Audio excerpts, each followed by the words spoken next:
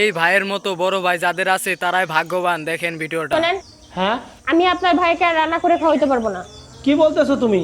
আপনার ভাই সবসময় গরম গরম খাবার চায়। আপনার ভাইকে হয় আলাদা করে দেন, তা না হলে হোটেলে খাইতে বলেন। তুমি যেটা বলতেছো না, এটা এত সহজ না। কেন সম্ভব না? সব ভাইরা তো আলাদা আলাদা খায়। সব ভাইয়েরা ভিনো খাইলেও আমরা ভিনো খাইতে পারবো না।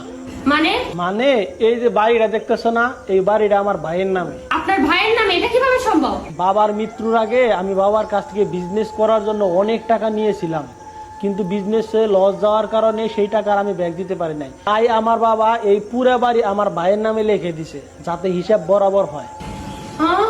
এখন আমরা কি করব? কি আর করবা, আমার বাইরে এখন খুশি রাখতে হবে। আরে দেবরজি, আপনি আসছেন, একটু বসেন, আমি আপনার জন্য গরম গরম খাবার নিয়ে আসতেছি।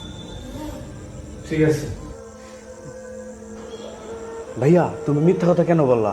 এই ঘর তো আমার নামে না, এই ঘর তো তোমার নামে।